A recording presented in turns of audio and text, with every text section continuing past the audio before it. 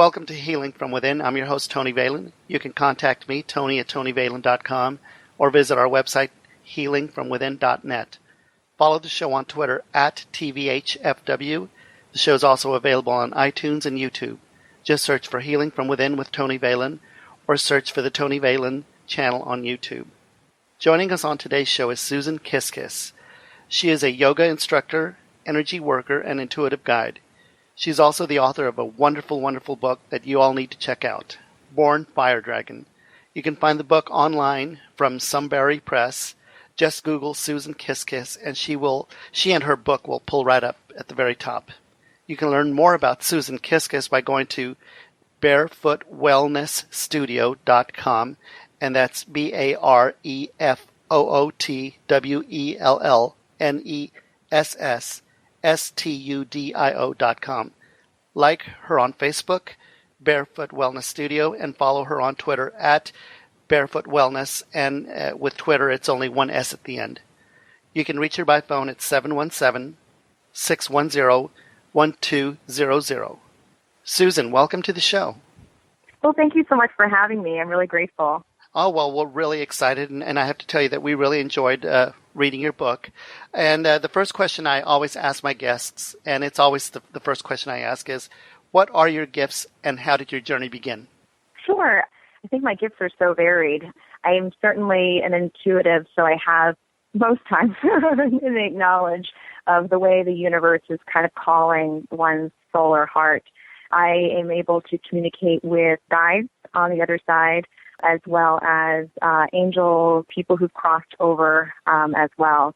I was kind of like the oddball child growing up. I grew up in a very conservative Republican household. My father was a World War II vet, and my mother is from former Yugoslavia. The women in my mother's family, so she told me, all had intuitive gifts, but for the most part, most of them were through dreams. And there was some innate knowledge, intuition that would go along with that. But I was kind of the child who would challenge my parents, trying to figure out and understand what certain feelings were, like not thinking that they were my parents. So I started very young with almost an understanding of having past lives.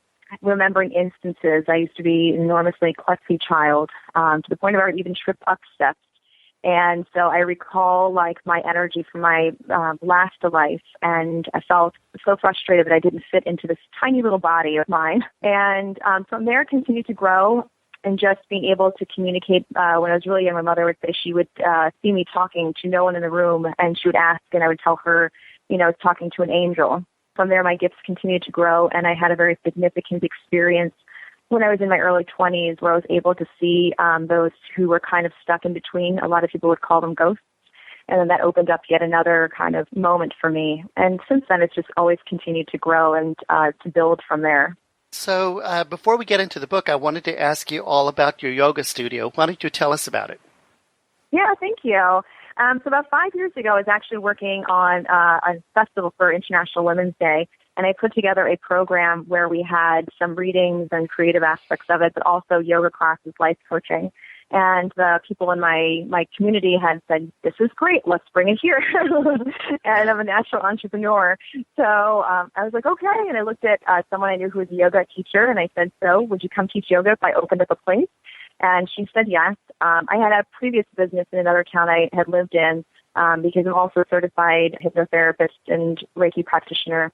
And so I opened up a teeny tiny little space. It was so small, and the reason I decided to call it Barefoot was because you had to take your shoes off immediately because you're right into the classroom. We could fit about 6 people in there, and we outgrew that in just several months, moved in with another friend who had space for rent, and then finally found our home where we're now at, which is on a beautiful farmhouse. It's a 200-year-old farmhouse, beautiful setting, and we've been here for about 4 years. Wonderful. Wow. What classes do you teach in your yoga studio? Sure. I teach a meditation class on Wednesday evenings, as well as during the week I teach a hatha yoga, a yin yoga, and a gentle yoga class. And then I have other special events throughout the month. I'll do a sound bath. I'll do, Reiki trainings here and other classes as well. Absolutely. And for the people that are local to you, where is your studio located? Sure. It's on Gettysburg Pike in Mechanicsburg, Pennsylvania. And how long have you been teaching yoga? I've been teaching yoga for about around 3.5 years. I had started teaching prior to even getting my 200-hour certification. I had a friend who was a yoga teacher and said to me, "It's time to start." And I had started doing yoga when my daughter was about 1, so I could get me time and get out of the house. And she's now 17, so I've been practicing for quite a while. And I felt a little nervous starting, but then it's really great when you have people that encourage you. And then finally, so I did a little backwards than a lot of people I taught, and then I went to get my official certification. Tell us how you came up for the title for the book, Born Fire Dragon. Sure. Yeah, it was really interesting. I was tossing names back and forth for a very short time, and this one kind of stuck. I was born in the year of the Chinese dragon, and in Chinese astrology, aside from having an animal, they actually break that animal down into different elements.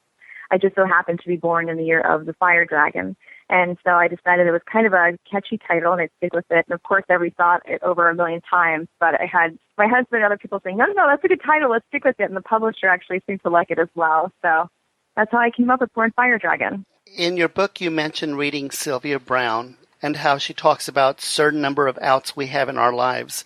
You tell us that you and death are old buddies.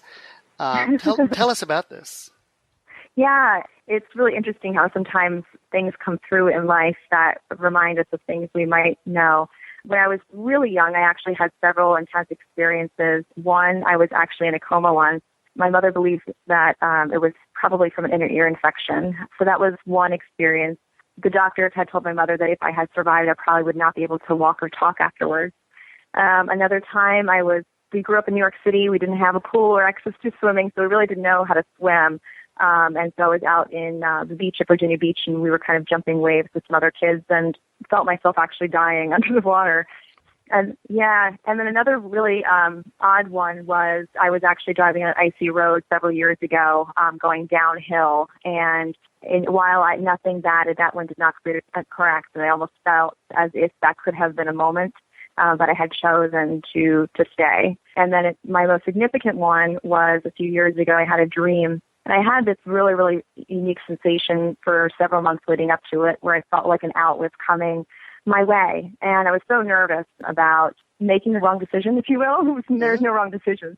Making one my ego, my mind did not want, and I laughed that God appeared to me in my dream, looking like Nathan Lane, the Tony Award-winning Broadway actor, and was asking if I wanted to stay or to go. And I had obviously chosen to stay, but it was made while I was unconscious. So it's very interesting sometimes what your subconscious mind, your soul actually wants, as opposed to what your mind would want. You also talked about possibly someone giving you the evil eye, or in your book it says things like the evil eye, someone eyeing you up and praying for something bad to happen to you. What is that meant by the evil eye? Yeah, it's really interesting. So I think it's a cultural thing from where my mom grew up. I know that there are several other cultures that have something similar. And it's actually when if you would think if someone wishes you harm, essentially we all have those passing thoughts sometimes when someone aggravates us, but it's having the intention of actually doing someone harm, or, sometimes we'll watch like sci-fi things and they talk about putting a curse on someone. My mother and her family had thought that the reason why when I was a child I went into this coma was because someone had given me the evil eye. And I remember that was kind of a topic for several years, and to the point of where someone had actually given me a very odd piece of jewelry to wear around my neck, which actually is like an eye. It looks like a little gold, it's a gold chain, gold piece, but like a little blue in the middle to represent an eye, and I was to wear that to help ward it off. And I remember being so weirded out by that piece of jewelry, and the energy just felt off to me that I would take it off, and I was told to put it back on, take it off, told to put it back on. Finally, I took it off and didn't have to put it back on again. That's very interesting. Can you tell us, what I want to ask you first, would it be okay with you if we go into the beginning of the book a little? Has to do with your dad. Are you okay with us reading about that? Yeah, absolutely. Okay. I have a note here. The note I have here is, and this is from the book, my father, meanwhile, had married young, lived in Connecticut with 6 children and a Yugoslavian wife. He had prestigious jobs working in Paramount Pictures and Macmillan Publishing. That is until the uncontrollable thirst of alcohol and the subsequent physical abuse of your mom. Tell us about those experiences and how they impacted you. Sure. Yeah, I definitely wound up being quite a turbulent childhood. I came out of my childhood having a lot of issues. I would have trouble, the time breathing. My brother had asthma, but they were never able to diagnose me with asthma at the time. But a lot of that, later on, I would find out some of the episodes I was having was, panic attacks as a child. I learned how to cope by withdrawing from the external world, if you will, and kind of coming into myself a lot more, to the point where I'm a very auditory person. So sound is very important to me, and I'm very attuned to it. And so someone could be talking to me at the same time, though I learned how to completely block it out. So someone would have to shout my name several times for me to pay attention. Wow. And so I learned how to find ways to cope through that. But the most interesting thing that came out of it was the way my life unfolded because of those experiences. When I was somewhere about 12 or 13, I actually made a conscious decision to forgive my father for everything that had occurred. And then as I continued to grow up, it was seeing actually all the different dynamics, but knowing, even as a teenager, just knowing the fact that my life had occurred this way for a specific reason. When I was in my 20s, I started getting really into also Native American philosophy and found it very interesting that in some cultures, if you were to be a shaman, you were to experience certain aspects in order to understand and to help heal people. And so I started really kind of connecting with the fact that all these experiences I was having in my life that were a little bit more traumatic would help me ultimately in order to, understand, find compassion, empathy for people, help those who've been hurt. And then as I started getting into my 30s, it was a lot of realization of the fact that of trying to understand both sides of the coin, of how someone can be in so much pain that they would be willing to create this chaos around them because they just don't know how to express it otherwise, which is not to say that it is appropriate or right, but to try to see and balance both the victim and the person who's creating the pain. Your mother finally separated from your father later and then met a gentleman by the name of, and in her words, according to the book, Saxy Matt. My mom's got a cute accent. Yeah, that was so cute. Through Matt, you came across a modest book collection where you found astrology books. Was that the first introduction to astrology that you had? Yeah, it was. He had an astrology book that talked about your sun sign. I remember he had a lion on the front. And then he had two books on dream interpretation. My mom had already, of course, been into dream interpretation because of her cultural upbringing in her particular family with the gifts that they had. And the astrology, I knew a little bit about it from like the newspaper. My mom was kind of into it, and one of her good friends was into it as well. So I had some exposure, but this was kind of the first time I was reading so much about everyone's sun sign and what it all meant. And it was a very significant moment for me. I think life just brings you these opportunities to keep on growing you, to keep on reminding you of your soul and who you are, and that was just one of them. And in writing your book, how did this book help you heal by writing it? Yeah, it actually helped me and reminds me to keep on opening up and being my authentic self.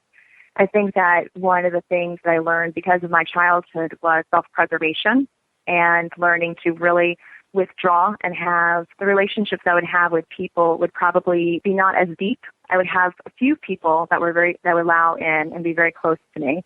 But it would take a lot to kind of nudge me to open up to someone. And when I was writing the book, at first it's kind of that expulsion of everything, all of your emotions, all of your history, all of your memories, the creative process.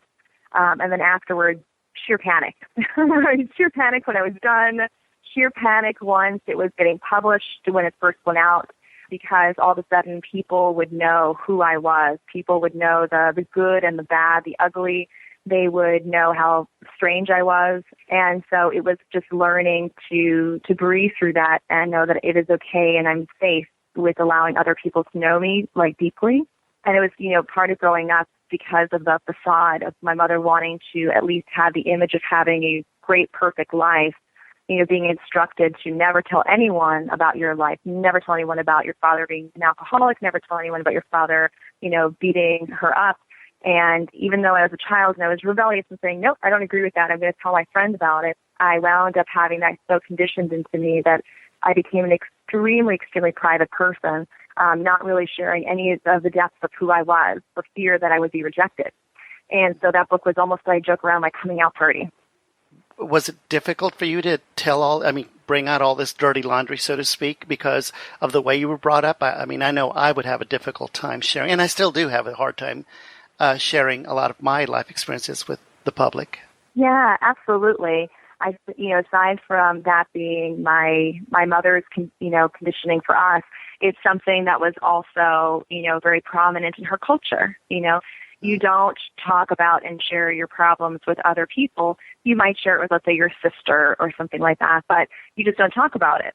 And my father, of course, was not really home to encourage one way or another, And so that was my entire world, is you just don't talk about your problems. And I feel like even in the society that we live in, we've kind of built this space where it's okay to wear this mask out in public and have a, conversation about the weather while you're drinking coffee, with your peers at work. You don't all of a sudden open up and tell them about what's really going on in your head, where your heart is calling you, what happened last night with your spouse, your children.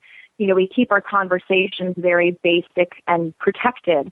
And once we do start to open up, people start to pull away because of an uncomfortability factor. But truly, when we find people that we can feel safe with and we're able to open up more, there's a lot more healing that can be done because we're finally releasing and sharing, letting it go. And then other people sometimes have, unique perspectives because they're able to start sharing their story back, and you suddenly don't feel so alone. Yeah, and that's more powerful than you can imagine. The healing and just knowing that you're not the only one. And when you finally do drop that mask and you share with people, it heals you and them. I know that in your mother's culture, Albanian, is that correct? That is correct. They did coffee readings. Tell us about coffee readings and what they mean. Yeah, it's very wild. There's a couple other, cultures who do that too. But they would drink Turkish coffee, which is a very thick black coffee. And in these little teeny tiny little cups, almost looks like something someone's child's doll would be drinking out of. Mm-hmm. And so they would pour it into there, and then once they were done drinking, they would turn the cup over. And they would continue to drink, continue their conversation. And, after, 15 minutes, half hour or so goes by, then whoever was, let's say, the gifted one, if you will, or if it's multiple, they would take turns with each other. They would all of a sudden take the cup, flip it back over, and see what pictures or what symbols are in the dregs, if you will, of the dried up coffee. Did it look like there was a person in there? Did the person look like they're a male or female? Was there a cat? Was there a cross? Was there? So there's a lot of symbolism, symbolic interpretation that was being used. So along with the interpretation, do you think they would go off of whatever they were feeling or hearing or seeing? Of course, seeing, yeah, but I mean, hearing as well. I mean, intuitively, you think intuition had to do with it? Yeah, I absolutely. I think so. I think there's always the opportunity that for people, their minds and their egos wants to get involved, and especially if you know someone well, it's, you might start to see something and then you can draw upon a story, almost like subconsciously trying to tell someone what to do. But at the same time, I think that the subconscious mind is also powerful in the other way, that probably there was not just an ability to read a symbol based on what, was passed down to you in your family, but have that kind of like unconscious intuition kick in without even quite knowing or understanding it, just it like releasing from you. This is Tony Valen, host of Healing from Within. You can contact me, Tony@TonyValen.com, or visit our website, healingfromwithin.net. Follow the show on Twitter @TVHFW. The show is also available on iTunes and YouTube. Just search Healing from Within with Tony Valen, or search for the Tony Valen channel on YouTube. We're talking to our guest, Susan Kiskis. She is a yoga instructor, energy worker, intuitive guide. She's also the author of a book, Born Fire Dragon. You can find her book online from Sunbury Press. Just Google Susan Kiskis, Kiskis, and she and her book will pull right up. You can learn more about Susan Kiskis also by going to barefootwellnessstudio.com. Like her on Facebook, Barefoot Wellness Studio, and follow her on Twitter @Barefoot Wellness, and wellness is with one S at the end. You can reach her by phone, 717-610-1200. So, Susan, in your book, you talk about past lives and how in your present life you see many of the people, animals, etc., that are in your life now that have been in the past. Do you feel that we travel in the same circles from life to life? I do. I think that there's, from my experience, my personal experience, and sometimes the connections I see with others, I believe that there is let's say, a smaller soul group that will choose to reincarnate, if not every life, every several lives together with roles that will be either extremely significant, a life-changing role in someone's life, or a close, let's say, member of the family, spouse, good friend. I also see, though, that there is a larger soul group, if you will, of people that will come into your life for just one moment. It'll seem like it's just a flash that they're there, and that might repeat, after several lives. I had a very unique experience. I was at a Kundalini yoga workshop about a year or two ago, and I remember being in this workshop, and there was a gentleman that was there, and I felt like I knew him. And it was funny because as we were going through our meditation and our practice, I just had this not quite a memory, but almost felt like him and I were on the subway, and it's almost as if we see each other every couple of lives, and I recognized him, but it was always just in passing, so nothing necessarily more than that. And I remember telling him that, and I said, it's just so odd, that I had this feeling. I said, it's feel like we've seen each other many lifetimes before, nothing significant or, about anything life-changing, but I just wanted to acknowledge that. And then it was really funny, several months later after that, he wound up being in the same yoga teacher training I was in, so it was really funny. And then we haven't seen each other since. So he's just we were passing each other by in this, life journey, and we'll probably pass each other by again in another one. So I think that there's the smaller soul group, there's a larger one, and then beyond that, there's just this universal soul group where some people you just kind of see through the ages. Your mom always had sayings or mantras that she would say to you. Which one of the mantras or sayings that your mom passed along to you best served you? Wow, that best serves me. I don't know about that. Most of them were probably more fear-driven. Most of them were what? I'm sorry? More fear-driven, Oh, yeah. Yeah, she's Really? definitely more fear-driven. Something like, she'd always tell me, like, don't trust a man, or, don't step on a crack, or, don't laugh, otherwise you're going to cry.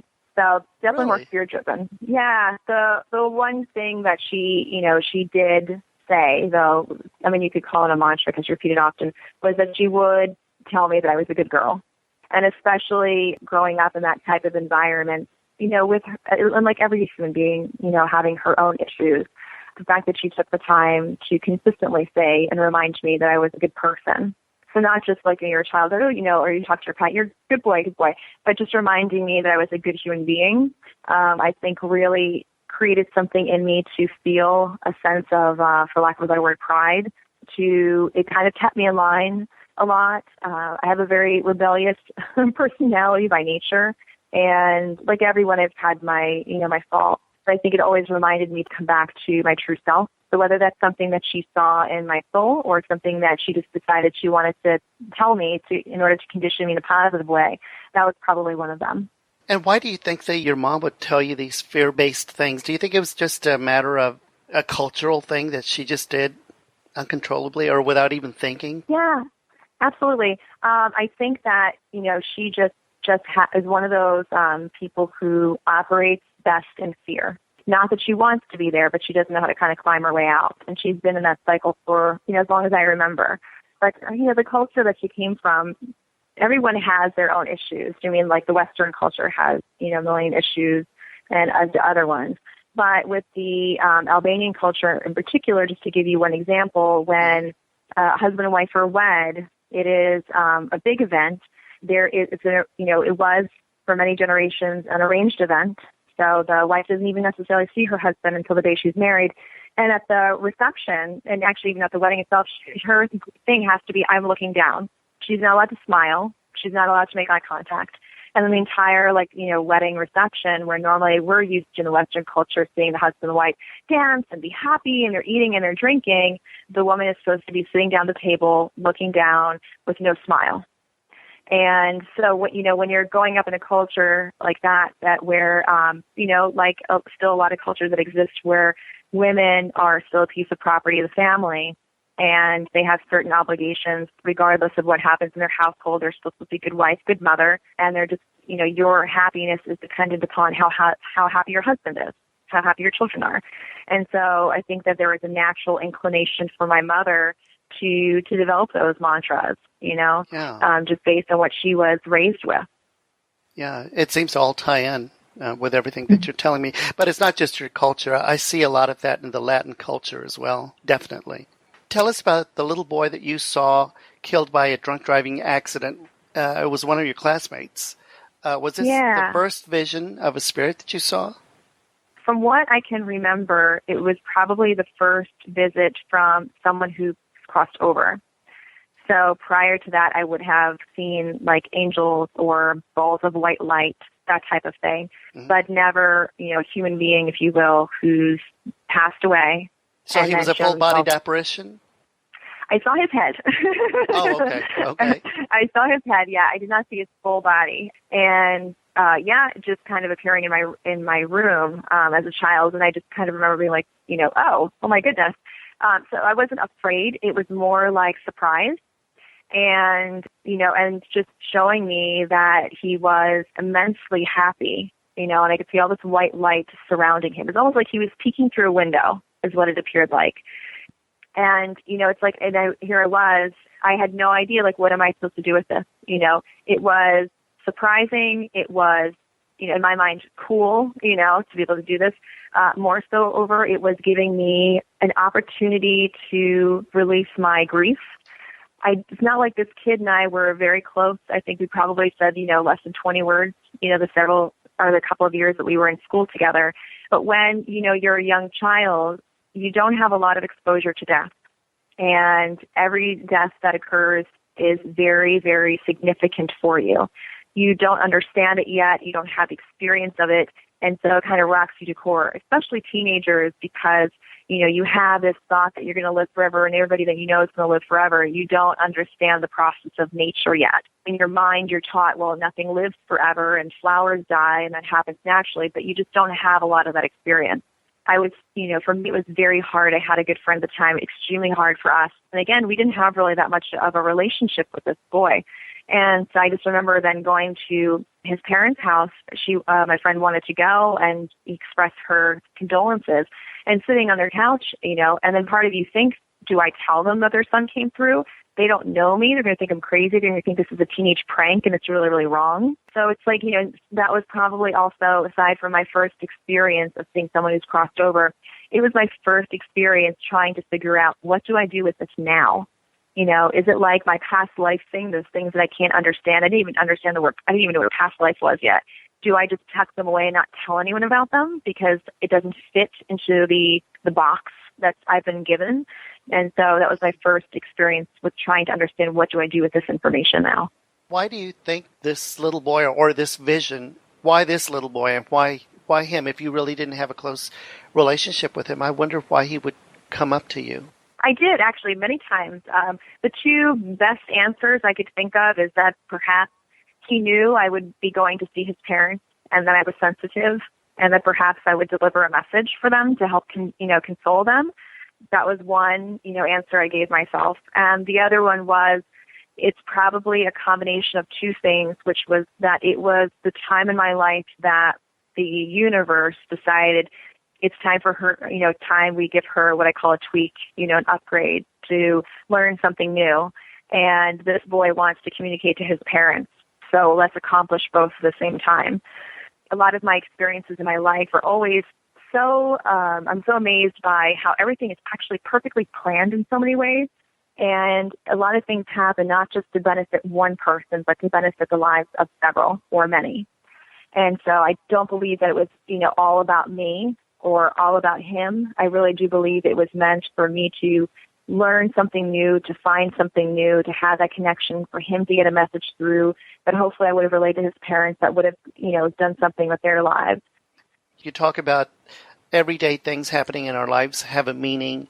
For example, you do mention that bluebirds reminding you of your father, and always to pay attention. There are always clues around us, and to be aware of these clues that Spirit is sending us. Do you think spirits are sending us clues all the time? I do. I feel like that no matter, whether we call it spirit or we call, some universal connection that we all have, part of our soul is also drawing things to us. once we are able to, and it's not even like, the whole fascination with numerology that once you see a number, you're always going to see that number. I think that it's once you allow yourself to start getting out of the headspace of your mind, your ego, of constantly going and moving and doing and connection to physical, things like jobs and cars and homes, and you start to have that time where you sit in meditation or you sit in prayer, whatever that is for you. Once you start to have that awareness, you start to see the breadcrumbs. Most people, it's like that one joke, hindsight's 20/20. We don't see it till afterwards. Yeah. But it is amazing how sometimes once we are able to kind of get out of our head, if you will, we can start to see all the amazing things that life actually lined up for us and continues to every single day. I've even been having just in the past couple of weeks, one experience leads to another, which leads to another, which leads to another. And it's amazing because I'm actually completely conscious of it right now. It's not even me looking back and being like, oh, that makes sense how that happened, which led to this, which led to that. But it's even now before my very eyes. And I'm just like, oh, my goodness, how wise is this world? How wise is whoever our creator is, just to constantly be leaving these breadcrumbs for us. If we say no to them, we want to ignore them, we're not going with the flow. Maybe the universe gives us a little kick in the pants, but it doesn't mean that we're not going to still find these beautiful things in our life, even if we choose to ignore them at one certain point, come back again, or we'll try another lesson. But once we start paying attention to these, it's all of a sudden looking at life like a child. It's seeing the sun for the first time. It's seeing a flower for the first time, a dog for the first time. You wind up having a completely different point of view of the way the world works. And, that's the way I believe. When I first started my journey, it was all about meditation. Now that I look back on it and the way I feel now, meditation is only a 15-minute or 30-minute part of my life or the day.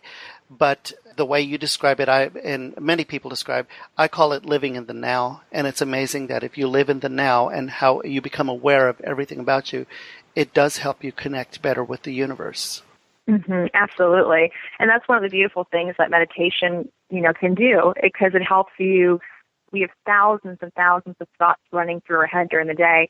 We're not even aware of a fraction of them when we're distracted. And you sit for the first couple times, and you're so overwhelmed by all these thoughts running through your head.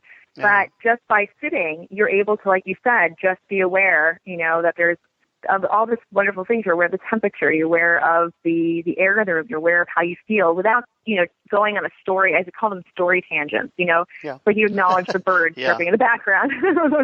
If this ever happens to someone where they see a spirit or a spirit comes up to them, what advice can you give them? Because, the average person would probably freak out if someone showed up at their house. You know what I mean? I do. Oh, my goodness, I do. Yeah, absolutely. In my book, I actually talk about the first ghost, that I saw for someone who's kind of caught between worlds, and I was completely freaked out. I think that for anyone, it's all of a sudden, this overwhelming experience. Your brain's not even thinking about what you should do. It's kind of like, I want to get out of here. This is freaking me out. So I think that the first thing to do is that just remind yourself that you're not going crazy, but that the universe is a lot bigger and more complicated than you realize it is. And everything at the end of the day will actually eventually, if it has not already, eventually will be explained by science. We always think about the fact that if we flew an airplane through ancient Egypt, that would be magic, right? So everything that we have, some people get annoyed because they're like, oh, gosh, science is going to break everything down, just like psychology breaks everything down. But as a human being, we want to explore and to seek and to understand because we love putting things in boxes. We're so good at that. But now we want to find out what it is so we know which box we can put it in. And truly, I believe that, 100, 200, 300 years from now, science is going to be able to explain intuition. They're going to be able to explain what happens to the soul, after we pass away. Why are we able to communicate with the other side? So when we're approached with something that might be scary to us because suddenly we're seeing, someone who's crossed over for the first time, an angel for the first time, just to, take a moment and just realize, this is a new experience for me and this could be real. Let me see what happens. Let me use that explorer part of the human personality to see what I see, to feel what I feel, and to see if I ask the questions or get anything back. The other thing that I found very interesting in your book is you tell us about meeting the Dalai Lama. Yeah, that was amazing. I was volunteering. I was living in Pennsylvania at the time, and I heard about the Dalai Lama coming to Central Park in New York. And I had been at that time still going back and forth to New York to visit a lot because I really felt drawn to go there often. I put an application in to be a volunteer at his talk and was accepted. And so I was one of a group of people at one of the entrances of Central Park. And how big are the groups? So, I think there was at least 10 of us in my group, but as the time started passing on, some more of the volunteers kind of weaned away. I don't know how many were at the other, stationed at the other entrances. I just remember it was kind of like at first, like a little kind of chaotic, like because you have to let the rollerbladers in, and you had to let the runners in, you had to let people on the bike in, but then you weren't allowed to let people who wanted to go see the Dalai Lama in after a certain time because the park was full. And with fire codes and stuff, even for park, you can only fit in so many bodies before it becomes a major concern. Yeah. And so, I just remember being out there with these volunteers, and we were here for this event with this holy man, and he's talking about his entire message is about peace. And people were angry. They would yell at us and swear at us, and they'd push right by us and shove us out of the way. And I just remember being so incredibly puzzled, like, why are you coming to see a holy man talk about peace if you can't even be peaceful trying to get in or accept, Yeah. And then the disappointment of like, oh, well, I thought that after I did this little, thing, I'd be able to go and sneak inside and have a seat and go look also. But to find out, no, you're volunteering the entire time. You're outside holding the people back, if you will, the entire talk, and you never get an opportunity to see him. And I remember feeling disappointment, but, going, okay, but this is what I did sign up for, should have asked more questions, and afterwards when they were feeding at the back lunch, being told, oh, but you guys actually get to go have a private audience with His Holiness. I think it was a Trump Plaza or something like that in New York. So we were all exhausted. It was such a long day. And your feet are killing you and you could like barely walk there. And when we got there, it was really interesting because we waited, I think, at least an hour before he arrived at the venue. And so, you're tired, you're sweaty, your feet are killing you every part, you can feel like your muscles, twinging. And so then you're being told that he's not going to be answering questions. We'll take, everyone can write down a question. We'll throw them, we'll take a look at all of them and we'll pick a couple of them to ask. And you're all to touch him. When he comes in, you can't look him in the eye, nothing like that. And, it's kind of like, wow, this is a really big disappointment, Yeah. And at the time, I was so ignorant as to how you would treat or what the cultural, traditions would be when greeting, a Tibetan monk or, an Indian guru. I would have no idea. At that time. So I'm just like, well, this is a lot of stuff, and so, and I was like, but I worked hard. I was out there. I had to deal with, nasty people, and now I'm here. And I remember being so angry when my question wasn't picked. And it was kind of like one of those beautiful moments of where you realize, like, oh my God, I became the mob, and it's, but then it's so great to actually have that realization because you're going, I understand where they came from. Where before, I had no idea. I had no idea how you could be so angry trying to get into a peaceful thing. And here I was sitting in a peaceful place with people that were about to see this peaceful guy, and I was angry as well, And it was such a beautiful lesson to me. And anyway, His Holiness comes in, and if you've ever read anything about him, he's so funny. Oh, my goodness. But he comes in, he doesn't even listen to his own tradition tools. He starts touching people. Oh, really? Wow. He starts touching people. He starts hugging them. He's holding their hand as he's walking. He's looking them straight in the eye where you're not supposed to look them in the eye. But his monks are not supposed to touch women, He's touching women, like, again, holding their hand, patting them in the back, whatever it is. He goes up front. He takes off his glasses for a moment. He's cleaning them with his robe. And he starts cracking jokes. And he starts basically getting everyone to feel so comfortable with him as if he's this old funny guy sitting up there. Yeah, you see, that's so wonderful that you said that because I was, as you were telling me about all these rules and everything, the first thing came to my mind is he on board with all this? I don't understand how he could be who he is and be on board with all these rules. I mean, really, you would think you were visiting the Queen of England or something. Yeah, you find it's really funny. Again, I had no idea. I didn't even have any idea until probably the past, 2 years of realizing all these different rules that both with Buddhist monks and Indian gurus, not having your feet, the bottom of your feet can't face them. Do you know what I mean? Males can't touch females, things like that. But I had no idea. But yeah, he wanted to be a person. And he actually reminds me of a monk that I know from the U.S., and he's very much the same way. He says he goes home, his mom can't even hug him. Yeah. He was saying how when he came to the U.S., he was like, Americans had no idea. They had no idea. They're not allowed to touch me. They're not allowed to do this. They can't put their feet towards me. And he goes, and it made me feel so good because he could have a normal interaction with a person that he would not have been able to get at home. Why do you think they put all these rules in place? I'm trying to understand. Yeah, I think that with if you start taking a look back hundreds or thousands of years, when it comes to celibacy for holy people, the thought is let's take away the temptation, so no touching. The bottom of the feet would be because your feet are considered dirty. If you thought about, for the most part, we didn't have fancy Nikes back then. We were walking barefoot or on open top, open toe, open heel shoes, that were just made out of, some kind of basic cloth. So the feet were always dirty. So don't put your, how people are like, don't bring your dirty feet into the house. Kind of like, don't show your dirty feet to your teacher, to this holy man. Mm. So I think things like that developed out of necessity or just out of respect. Well, that makes sense. Tell us about the monks that came to visit you. Yeah, it was really fantastic. There's a professor that was out in California who had contacted me about hosting a group, and at the time it didn't work out. And then the next year she called me back again and said that there was a group of monks that were coming in. They're of the Tibetan Buddhist lineage, so they would be monks following Dalai Lama. And so, yeah, it was a beautiful experience. They came in for a couple of days. They did some workshops. They did individual healing sessions, and they were, it was so sweet because they actually had taken the time to do a blessing for the yoga studio and a blessing for myself and a blessing for the family.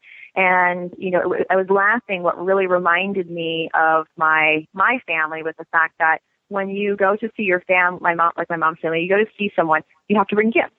That's what you do. Whether it's scarves or jewelry or, wine, whatever it is, you bring gifts with you to give them, and they have gifts ready to give back to you.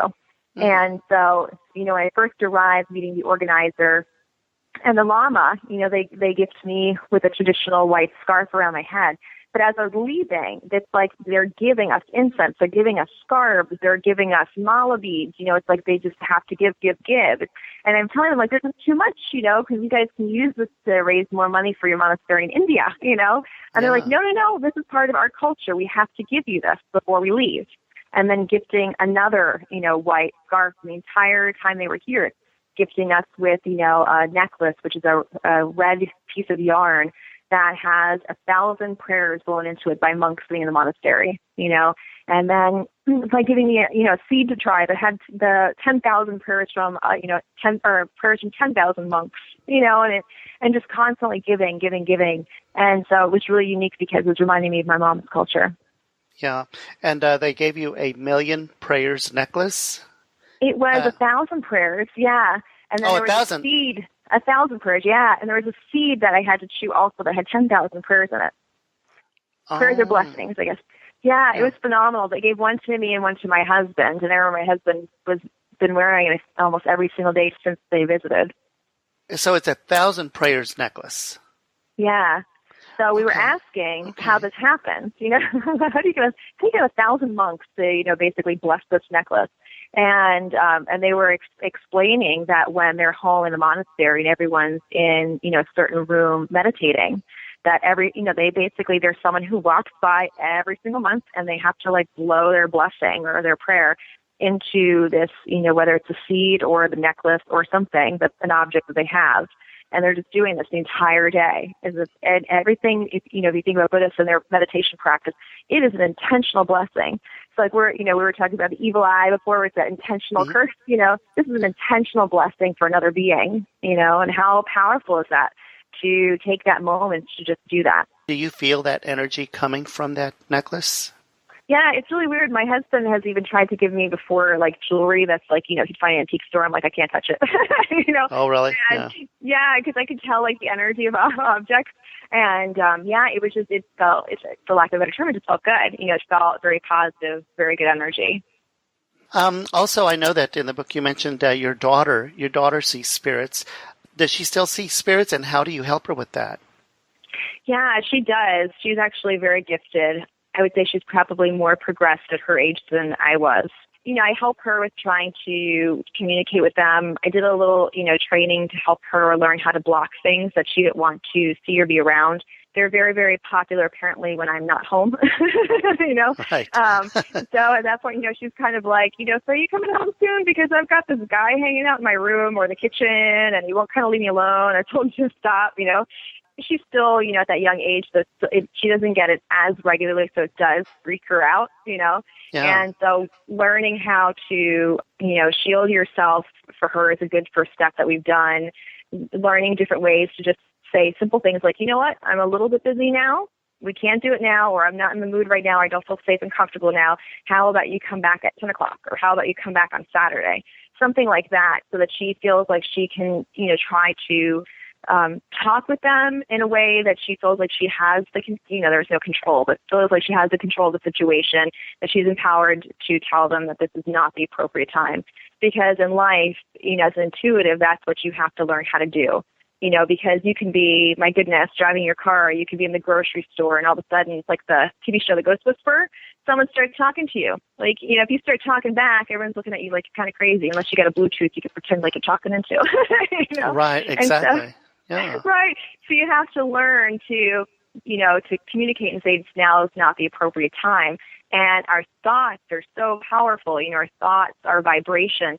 So it's not like the physical words have to come out of my mouth of, I don't have time right now, I can't right now, now's not the appropriate time. I can think and just concentrate on a thought, not now, later, you know, to just let them know to come back. Well, let me ask you, Susan, I have a friend that actually has children that are sensitive and they are freaked out. She doesn't know how to help them. What would you advise her to do to help her children? Depending on what their age groups are, one of the things that I would do is if she's also sensitive is to create a safe space. What she can do is sit down with them and start saying, okay, well, let's see who's in the room now. And inviting them saying, okay, well, is it a male or female? And what are they wearing? And can you tell me anything about them? And then just do it for a couple minutes, then stop the process and go on to playing or doing something really positive. Mm-hmm. And then just by doing the small interactions, because who do kids feel most safe around? Mom and dad.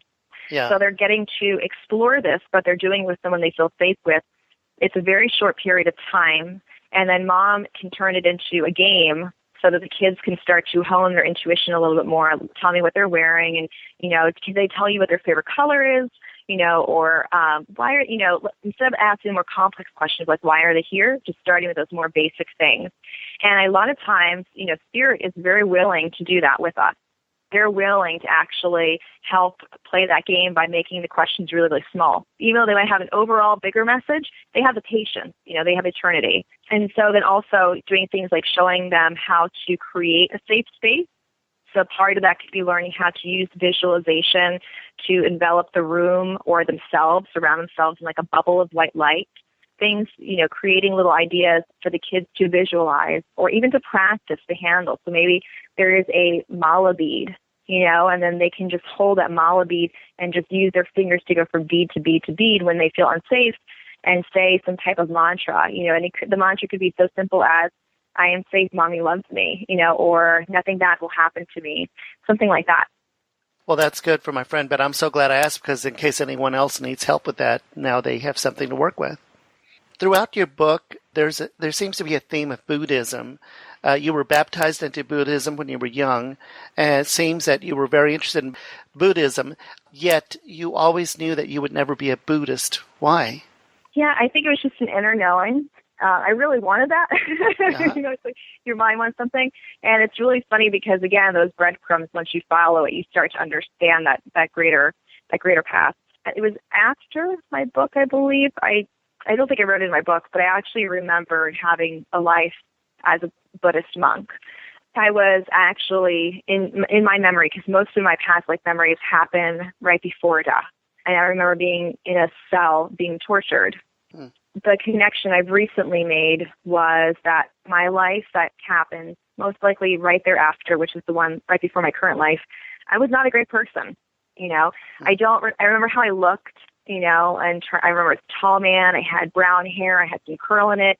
I remember I had just malicious intentions, and I feel like I was just unkind to people, and I feel like I was involved in some kind of theft or robbery or something in that life. And you know, you think to yourself, well, crud, how could I sink so low to go from a Buddhist to, a potential criminal. And I had this realization recently where I realized I needed to, once again, my biggest, I think, lesson in this life and reminder is compassion and loving kindness.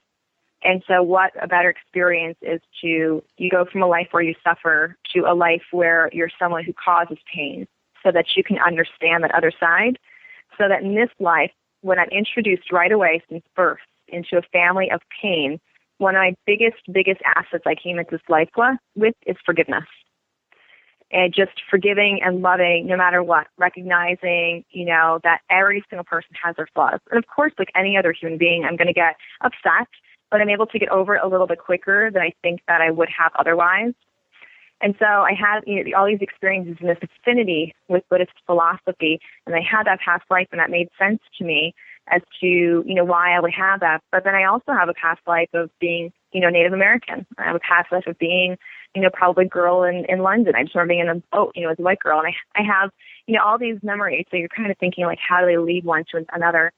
But many years ago, I had someone do my astrology chart, and they had told me that at the end of my life, I was going to return in this life to my original religion.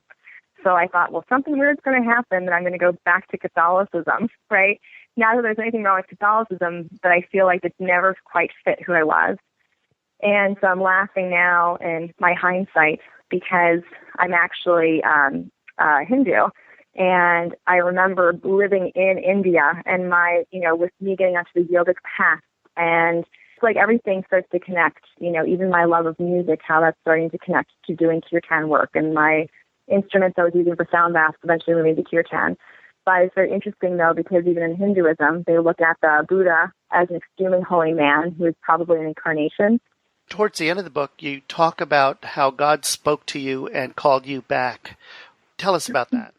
I think that if I want to look at it from a psychological perspective, I probably developed issues with God that were a reflection of my issues with my father growing up. Mm-hmm. Because when I was really young, I had no problems with God. I was very, very spiritual. I would sit on my bed. I would pray with my rosaries. I had my Jesus and Mary statue. I would talk to God out loud, pray to God at night. I had no problems at all. And I started to develop these just an allergy almost to saying the word God.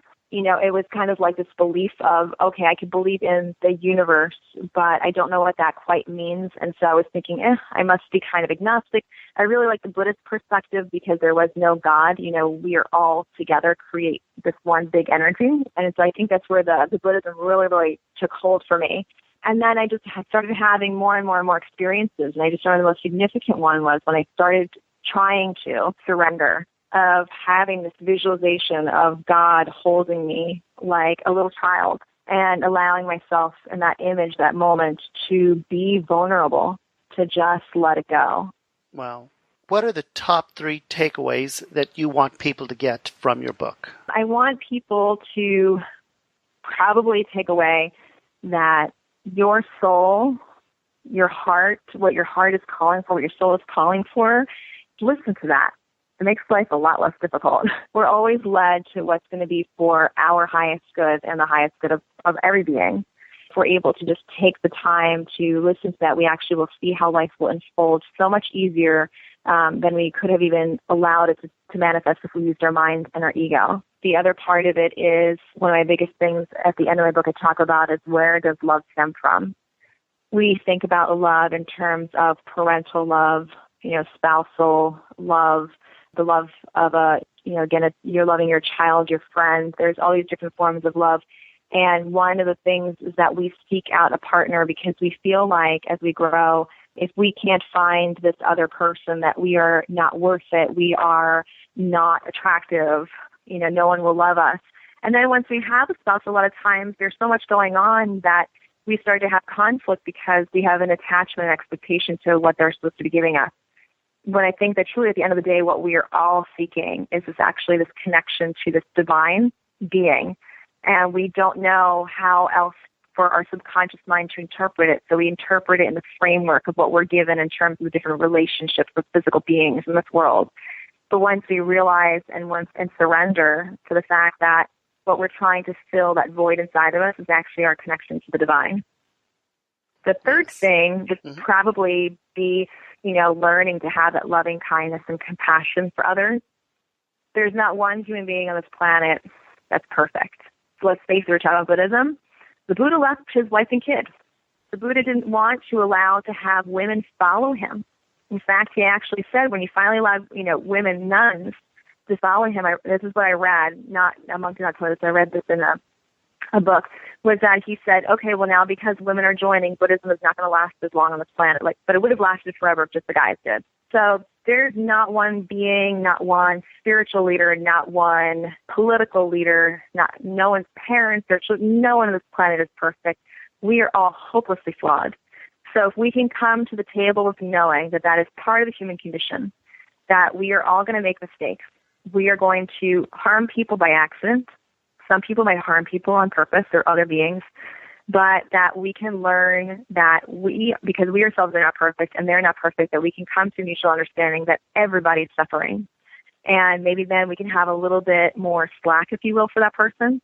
Try to take a step back and see their point of view. You may not agree with it, but you can maybe understand where they're coming from and realize that that person has so much pain that they may not be even expressing it in a verbal way because we're all trying to keep our masks on and stay hidden.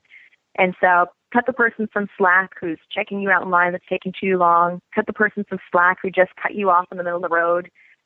Everyone is in their own mind. We're all suffering. And so if we can realize that everybody's suffering, we can start to incorporate loving kindness and then have compassion for each other. Susan, I want to thank you so much for being on the show with us. Thank you so much for having me. I really appreciate it. And I'd also like to thank my production staff, Brooke, Yolanda, and my producer, Larry, for helping me in researching this book. You are listening to Healing from Within with Tony Valen here on Blog Talk Radio, airing Monday through Friday, 6 p.m. Eastern, 5 p.m. Central. Visit our website, healingfromwithin.net. Contact me directly, tony@tonyvalen.com. Please follow the show on Twitter, @TV as in Victor, HFW.